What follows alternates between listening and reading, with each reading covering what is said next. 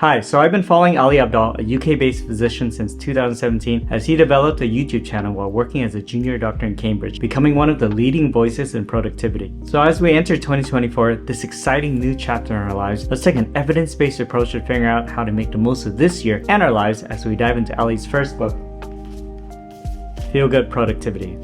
I am a huge believer that books hold the key to expanding our horizon as it contains decades of knowledge, and someone who is a fervent reader and expert in a particular field further condenses that knowledge. So without further ado, let's dive into it. Hi, I'm Dr. Deng and you're watching The Financial Neurologist. I'm a board-certified physician turned financial nerd, and together we'll take an evidence-based approach to personal finance as well as living an optimal life. Let's get started. Life choice number 1, overcoming uncertainty paralysis. So Ali goes over 3 interrelated methods to design your ideal life within the concept of finding your life energizers, unblockers, and sustainers. In other words, focusing on what brings you joy in life, shedding things that do not, as well as doing this sustainably. So the first step in the process of designing your ideal life is figuring out what prevents us from taking that initial step. Michael Dugas and colleagues in the 1990s measured this uncertainty paralysis by designing something called the Intolerance of Uncertainty Inventory, the IUI, which is a series of questions that try to gauge the extent to which someone tolerates uncertainty. People with low tolerance of uncertainty view novel alternative pathways as threatening and anxiety-provoking. Thinking about how I played real-time strategy games such as StarCraft and Age of Empires, I would put myself under the low-tolerance camp. I would gather and build my resources, but would be under analysis paralysis due to the intolerable uncertainty of making committed decisions for my resources to attack the enemy aggressively. This will usually lead to me losing the battle as the enemy moved quicker and more decisively while I pondered my options. I'm a different person now. To combat this analysis paralysis, let's ask ourselves the 5 whys, a strategy developed by Sakichi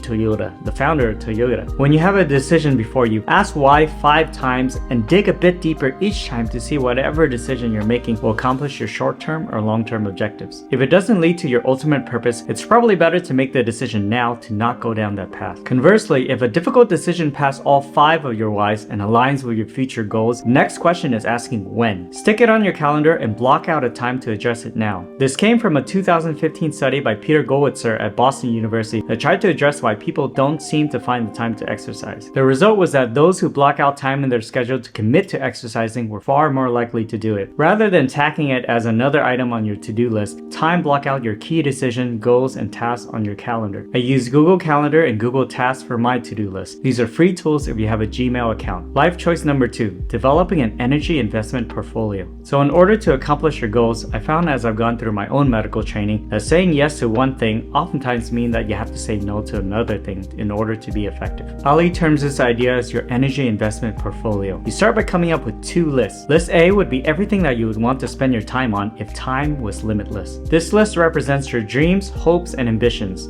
Shoot for the moon. My own dreams would be to travel through South America, Europe, and Southeast Asia by backpacking in camper van, to learn Python and Java, and teach my daughters how to become financially independent and live meaningful lives. Your second list is a list of your active achievements, no more than 3 activities that you can realistically tackle. Mine would include teaching my daughter how to read by going to the library each week, finishing a book a week that enhances my life, and sharing that knowledge that I've acquired through regular YouTube videos on this channel. Having both lists keeps things in perspective, allowing you to view your overall long-term goals as well as allowing you to achieve short-term goals without falling into the trap of overcommitment. There is a lesson here, and that is the power of saying no. Let's take a page from personal finance and explore why saying yes to some things would result in an opportunity cost in other ways. By saying yes to that brand new car, Rolex, or budget-stretching house, you might be saying no to spending time playing at the park with your kids or catching up with your friends as you work the extra hours and weekends to fund these purchases. Ask yourself the 5 whys of Sakichi Toyoda, and what's asked of you or what you're about to purchase does not align with your life goals, then have the courage to say no. Life choice number 3, forgiving yourself. Who knew that the key way to sustain a habit is to fail gracefully? This came from a study in 2010 by Carleton University psychologist Michael Wohl on procrastination. Wohl decided to test a hypothesis that it's not the procrastination that leads to a poor test performance, but the shame behind procrastination and inability to move forward. He found that students who had high levels of self-forgiveness ended up performing better because they were able to move past their maladaptive behavior and focus on studying for the upcoming exam. I remember after graduating college and moving back home with my parents, I felt like a failure. I would beat myself up for why I didn't have a higher GPA, and this delayed my progress towards becoming a physician. It wasn't until I recognized that I could not change my past that I could formulate a plan to move forward. less dramatically, you can practice this form of graceful failure and forgiveness yourself. If you made a resolution to lose weight this year but happened to go out for a night with your friends and ate and drank a bit too much, instead of abandoning that goal, think about the positives of that experience. You had a blast and spent quality time with your friends, and tomorrow you could reset and drink that Slim Fast milkshake. This is how you sustain a habit. Life choice number 4, recognizing and addressing burnout. So burnout is more common than you think. Burnout doesn't just occur to the high-powered executives working 12-hour days or the resident physician working 80-hour week. It happens whenever the work you do stops becoming meaningful, enjoyable, or manageable. According to Ali, he's found that there are 3 types of burnout that could occur.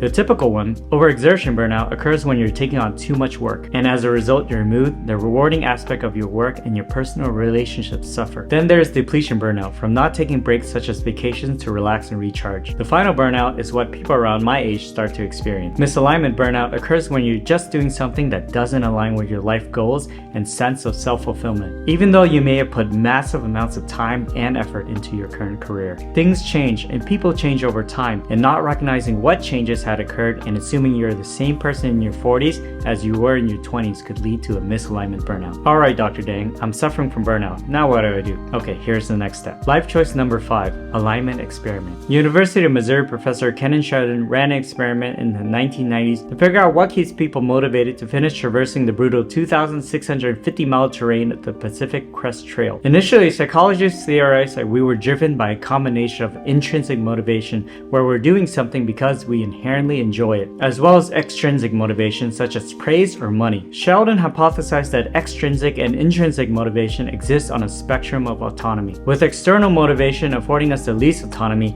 and intrinsic motivation affording us with the most autonomy, and further divided the spectrum to include introjected motivation. I'm doing this because I'll feel guilty about myself if I don't. And identified motivation. I'm doing this because I truly value the goal it's helping me work toward. He found that those hikers that had higher levels of introjected and identified motivation were more likely to complete the trail. Also, each hiker was evaluated using the subjective well-being test, and his team found that the hikers with strong identified motivation, or in other words, those that motivate themselves by aligning their actions with what they truly valued, not only completed the trail, but felt happiest at the end of it. So what does that mean for you? Try this alignment experiment at home. First, identify an area of your life where you feel particularly unfulfilled. Imagine you have a job that you currently love, or at least currently okay with, but it has a dreadfully long commute. Second, come up with a hypothesis. What if you could negotiate a hybrid work schedule where you're in the office 3 days a week, but 2 of those days you're completing the same task at home? What if you went onto Indeed and applied to a similar job but closer to where you live? Or go on to Redfin and consider renting a place closer to your workplace? How might your life be different? The final step, execute on this hypothesis and see where it takes you. So after following Ali's journey for the better part of 6 years and seeing him evolve as a person, I have to say my life was inspired by how candid he was about his process of growth. I identified with this dorky physician life optimizer that seemed perfectly happy exploring whatever suits his fancy, and my life was better by reading the books he recommended. As we move on to the final point, I hope you also approach life with similar curiosity and joy. Life choice number 6, choose to be curious, be adventurous, and own your mindset. As we get older and have more responsibilities in our career as well as with our family, it's harder to be adventurous and spontaneous.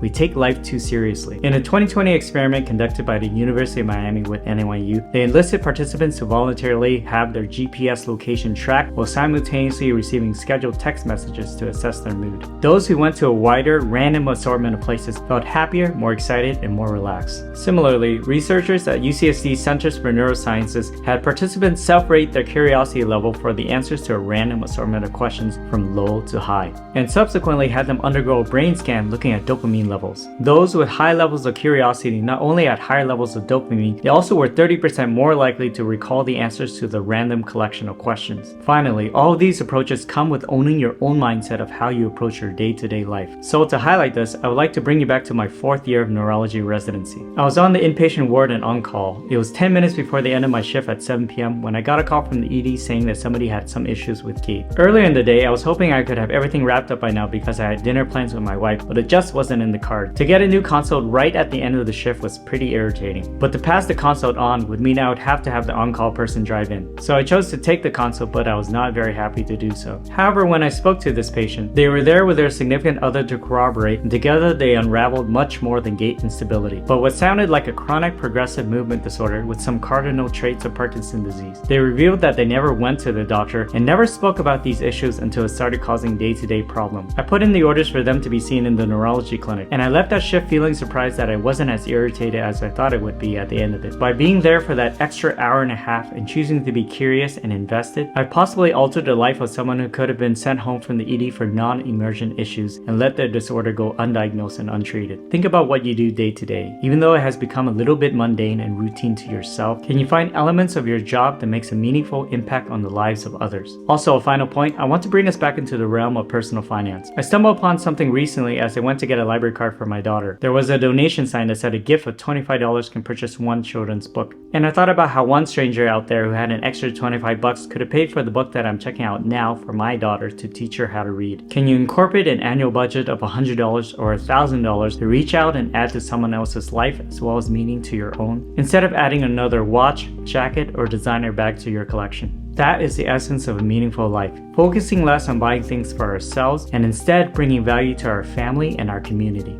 Speaking of value, if you found your life was somehow enhanced by these videos and want more useful insights, hit that subscribe button. Did you know that only 4% of the viewers of this channel have subscribed so far? Let's increase this number for 2024.